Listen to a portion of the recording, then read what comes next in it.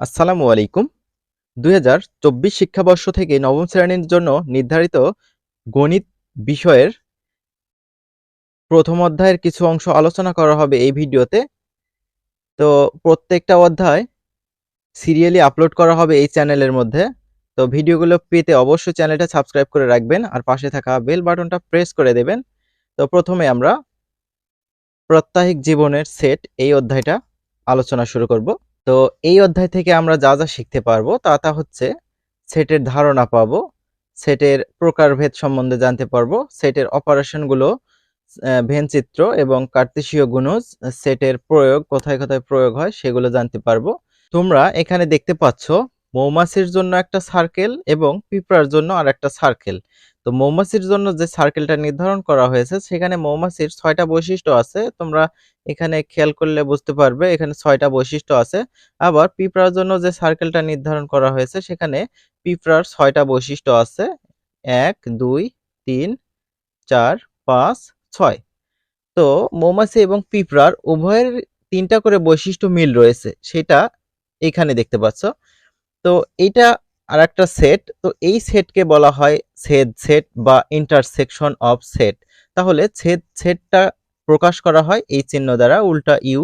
তো দেখো ২ বা ততোধিক সেটের সাধারণ উপাদান নিয়ে গঠিত সেটকে ছেদ সেট বলা হয়। তো তোমরা এখানে দেখছো ২টা সেট, একটা মৌমাছির জন্য সেট, পিঁপড়ার জন্য একটা সেট। এদের সাধারণ উপাদান কি? এই ৩টা বৈশিষ্ট্য না? তো এদের নিয়ে যে সেট গঠন হয় সেটা হচ্ছে ছেদ সেট বা ইন্টারসেকশন অফ সেট। ওকে, তাহলে আমরা কিছু ধারণা পেলাম, এ সম্বন্ধে আমরা বিস্তারিত জানবো। এখানে বলা আছে প্রতিটি শ্রেণীতে উত্তীর্ণ হবার সময় তোমাদের এক সেট বই দেওয়া হয়। অষ্টম শ্রেণীতে যখন উত্তীর্ণ হয়েছিলে তোমাকে যে বইয়ের সেট দেওয়া হয়েছিল তাতে কি কি বিষয়ের বই ছিল নিচে ফাঁকা ঘরে লেখো। তো আমরা এখানে অষ্টম শ্রেণীর বইয়ের সেট লিখব, কি কি তোমাদের বই দিয়েছিল এটা আমরা এখন লিখব। তো দেখো, তো তোমাদের জন্য বাংলা, ইংরাজি, গণিত, বিজ্ঞান অনুসন্ধানী পাঠ, বিজ্ঞান অনুশীলনী বই, ইতিহাস ও সামাজিক বিজ্ঞান ইত্যাদি সাবজেক্টগুলো ক্লাস 8-এ ছিল। ওকে, তাহলে আমাদের একটা কাজ শেষ। এখন আমরা নিচের দিকে খেয়াল করব। একটু মনে করে দেখো, শেষ যখন রং পেন্সিল ব্যবহার করেছিল তোমার রং পেন্সিলের সেটে কি কি রং ছিল? তো তুমি যখন ছোট ছিলে তখন তোমরা অবশ্যই রং পেন্সিল দিয়ে আঁকাআঁকি করতে। সেখানে রং পেন্সিলের মধ্যে অনেকগুলো রং ছিল, প্রায় 12টির মতো, আমি সঠিক বলতে পারতেছি না। তো এখানে দেখো রং পেন্সিলের রঙের সেটে কি কি রং ছিল এটা লিখতে হবে। তো আমি এখানে দেখাচ্ছি সম্ভাব্য কি কি রং থাকতে পারে। দেখো সাদা, কালো, হলুদ, সবুজ, লাল, নীল, এই কালারের রংগুলো থাকতে পারে। ওকে, তাহলে আমরা পরবর্তীতে কি বলা আছে এটা একটু দেখব। তোমরা অনেকেই নিশ্চয় ক্রিকেট খেলতে বা দেখতে পছন্দ করো। নিচে একটি ক্রিকেট খেলার সরঞ্জামের সেটের ছবি দেওয়া আছে। সেটটিতে কি কি রয়েছে সেগুলো দেখে পাশের ফাঁকা ঘরে লিখো। তো এখানে দেখতে পাচ্ছ কি কি আছে সেট ক্রিকেট খেলার সরঞ্জাম। তো এখানে লিখতে বলছে। তো এইটার আমরা সমাধানটা দেখে নেই। তো ক্রিকেট খেলার সরঞ্জামের সেট, ব্যাট থাকতে পারে, বল থাকতে পারে, ব্যাটিং গ্লাভস থাকতে পারে, উইকেট কিপিং গ্লাভস থাকতে পারে, ব্যাটিং প্যাড থাকতে পারে, উইকেট কিপিং প্যাড থাকতে পারে, বিভিন্ন ধরনের গার্ড থাকতে পারে, স্টাম্প থাকতে পারে, জার্সি থাকতে পারে, ইত্যাদি থাকতে পারে। তো আমরা এটা দেখে নিলাম। তারপরে কি বলা আছে সেটা একটু দেখি। বলছে তোমরা এতক্ষণে বুঝে গিয়েছো আমরা বিভিন্ন জিনিসের সেট নিয়ে আলোচনা করছি। তোমরা দেখলে পাঠ্য বই, রং পেন্সিল, ক্রিকেট খেলার সরঞ্জাম ইত্যাদি সবকিছুরই সেট হয়। তোমাদের শ্রেণীতে যতজন শিক্ষার্থী রয়েছে তাদের নিয়ে একটি সেট হতে পারে। বাংলাদেশের জাতীয় পতাকা রঙের একটি সেট হতে পারে। আবার তোমার পড়ার টেবিলে যা যা রয়েছে সেগুলো নিয়েও একটি সেট হতে পারে। এ তো গেল বাস্তব বস্তু। বিমূর্ত বা কাল্পনিক বস্তুর সেটও হয়। যেমন তোমার বিদ্যালয়ে ফুটবল দলের খেলোয়াড়দের নামের সেট। আবার বিভিন্ন সংখ্যার সেটও হতে পারে, যেমন পূর্ণ সংখ্যার সেট। তো পূর্ণ সংখ্যা সম্বন্ধে তোমরা পরবর্তীতে জানতে পারবে, আমরা হিউজ আলোচনা করব পরবর্তী পেজগুলোতে। তো এখানে একজনের ছবি দেওয়া আছে, হ্যাঁ।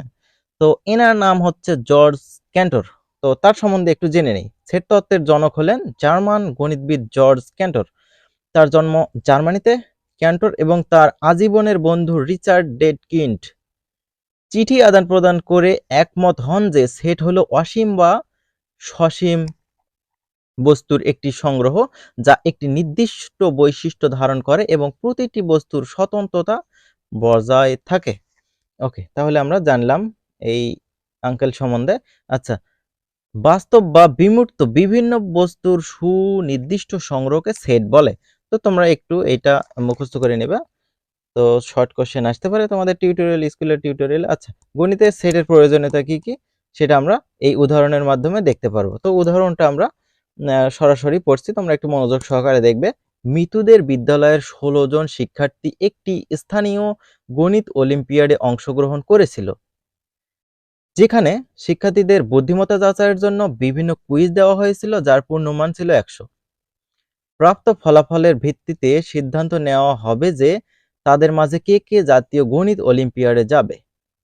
যে সকল শিক্ষার্থীর প্রাপ্ত নম্বর 60% এর বেশি, তারা জাতীয় পর্যায়ে বিদ্যালয়ের প্রতিনিধিত্ব করবে, অর্থাৎ স্কুলের হয়ে অলিম্পিয়াডে যাবে। তো এখানে 16 জনের নাম দেওয়া আছে, পাশে হচ্ছে প্রাপ্ত নম্বর দেওয়া আছে, নাম এবং প্রাপ্ত নম্বর তোমরা দেখতে পাচ্ছ। তো এখানে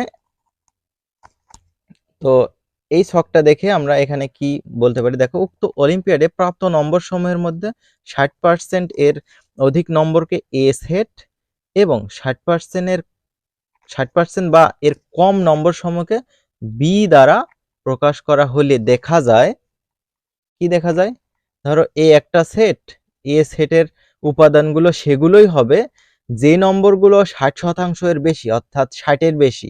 তো এখানে 60 এর বেশি সবগুলো নাম্বার তোমরা দেখতে পাচ্ছ, তাই না? তারপর বি একটা সেট আছে, যারা 60 বা 60 এর কম নম্বর পেয়েছে তাদের জন্য এই সেটটা।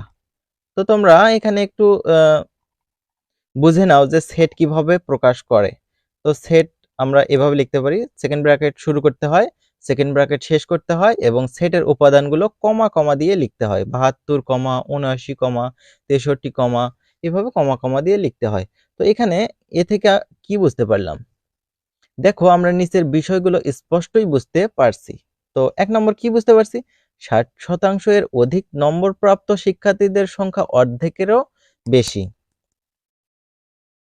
অংশগ্রহণকারী শিক্ষার্থীদের মধ্যে প্রায় 1/3 অর্থাৎ 3 ভাগের 1 ভাগ শিক্ষার্থী 60% এর কম নম্বর পেয়েছে। আবার 60% এর নিচে প্রাপ্ত নম্বর সমূহ 33 থেকে 59 এর মধ্যে অবস্থিত। তো এখানে বলা আছে এছাড়াও আর কি কি বুঝতে পারলে তা নিচের ফাঁকা ঘরে লিখো।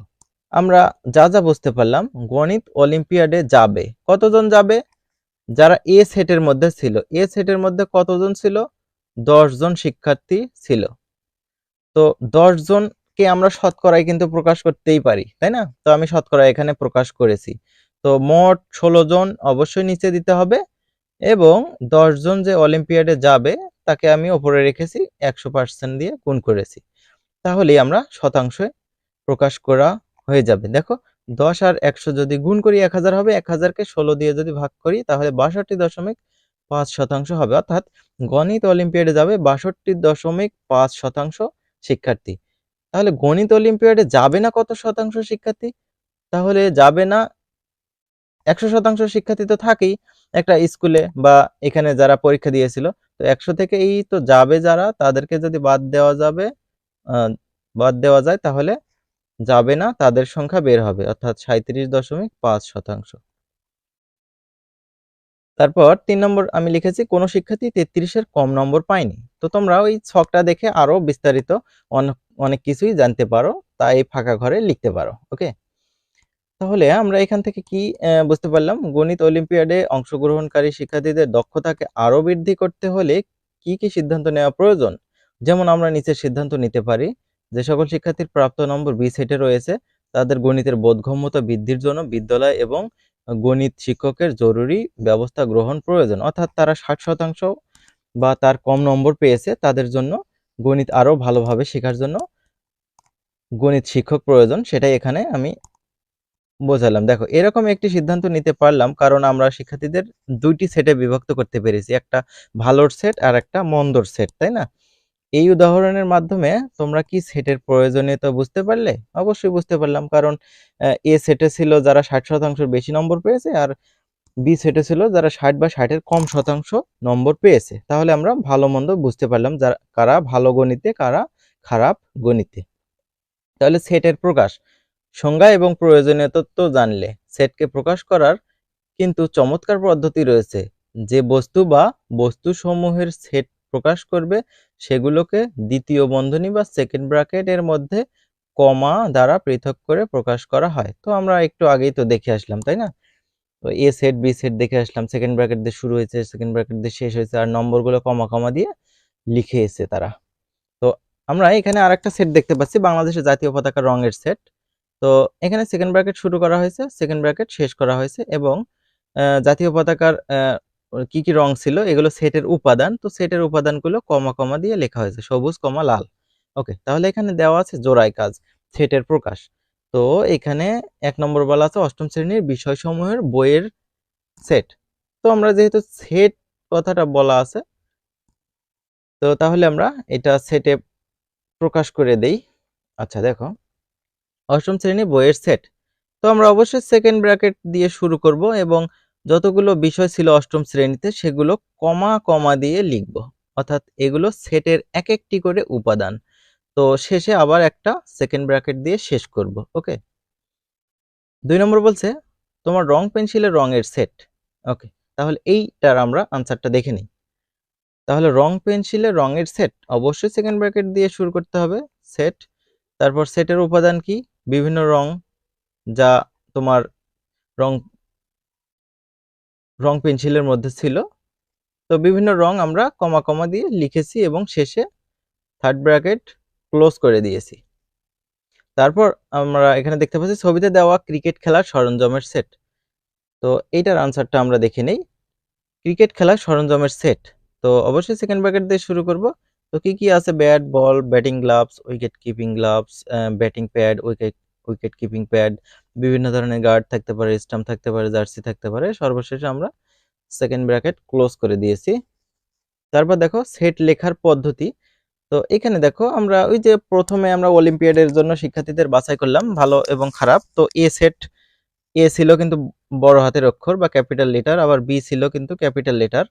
তো সেখান থেকে বোঝা যায় সেটকে সাধারণত ইংরেজি বর্ণমালার বড় হাতের অক্ষর A B C D E F dot dot dot X Y Z বড় হাতের অক্ষর দ্বারা প্রকাশ করা হয়। আবার কোনো একটি সেটে সংগৃহীত প্রত্যেক বস্তুকে সেটের উপাদান বা সদস্য বলা হয়। ধরো এ একটা সেট, এ সেটের সদস্য হচ্ছে 2 3 4। তাহলে এগুলো প্রত্যেকটাকে সেটের সদস্য বলা হয়, 2 3 4 এগুলোকে সেটের মধ্যে যাই থাকবে প্রত্যেকটাকে সেটের সদস্য বা এলিমেন্ট বলা হয়। উপাদানকে সাধারণত ইংরেজি বর্ণমালার ছোট হাতের অক্ষর A B C dot dot dot X Y Z ইত্যাদি দ্বারা প্রকাশ করা হয়। ধরো বি একটা সেট, বি সেটের উপাদান ধরো আমি নিলাম এ বি সি ডি, এগুলো আমি নিয়ে নিলাম। ওকে, তারপর বি একটা সেট, দেখো বি সেটের উপাদান হচ্ছে এ আর হচ্ছে বি। বি সেটের উপাদান এ এবং বি। উপাদানের প্রকাশের চিহ্ন এখানে এটাকে বলা হয় এলিমেন্ট চিহ্ন বা বিলংস টু। তাহলে আমরা এখানে বলতে পারি এ বিলংস টু বি, অর্থাৎ এর অর্থ হলো এ বি সেটের একটি উপাদান, বা A is an element of B, অর্থাৎ বি সেটের একটা উপাদানের নাম হচ্ছে ছোট হাতের এ। আবার অন্যভাবে বলা যায় এ বিলংস টু বি, অর্থাৎ বি সেটের একটা উপাদান ছোট হাতের এ। আশা করি বোঝা যাচ্ছে। যদি সি বি এর উপাদান না হয়, অর্থাৎ দেখো এই যে যে সেটটা আমরা দেখলাম বি সেটের উপাদান হচ্ছে এ বি, এর মধ্যে কিন্তু ছোট হাতের সি কিন্তু নেই, তাই না? তাহলে আমরা কি বলতে পারি? C not belongs to B, অর্থাৎ বি সেটের উপাদান সি নয়, অর্থাৎ সি বি এর উপাদান নয়। C is not element of B, এটাও বলতে পারি। C does not belongs to B, অর্থাৎ বি সেটের উপাদান সি নয়, এভাবে আমরা বলতে পারি। আশা করি belongs to, does not belongs two চিহ্নটা সম্বন্ধে ধারণা হয়ে গেছে। আমি আবারও বলি, এটা হচ্ছে বিলংস টু আর এইটা হচ্ছে নট বিলংস টু, কেটে দিলে নট হবে। হ্যাঁ, তাহলে দেখো এখানে বলছে 210 এর মৌলিক উৎপাদক সমূহের সেট তৈরি করে নিচের খালি ঘরে লেখো। মৌলিক উৎপাদক কিভাবে বের করে? অবশ্যই মৌলিক সংখ্যা দ্বারা ভাগ করতে হবে। তো তাহলে আমরা দেখে নেই। তো দেখো 210 এর মৌলিক উৎপাদক সমূহের সেট, তাহলে প্রথমে মৌলিক সংখ্যা দিয়ে ভাগ করব। এই তো 2 দিয়ে প্রথমে 210কে ভাগ করা হয়েছে। 2 কিন্তু মৌলিক সংখ্যা, তাহলে 2 দিয়ে 210কে ভাগ করলে হবে 105। 105 লেখা হয়েছে নিচে।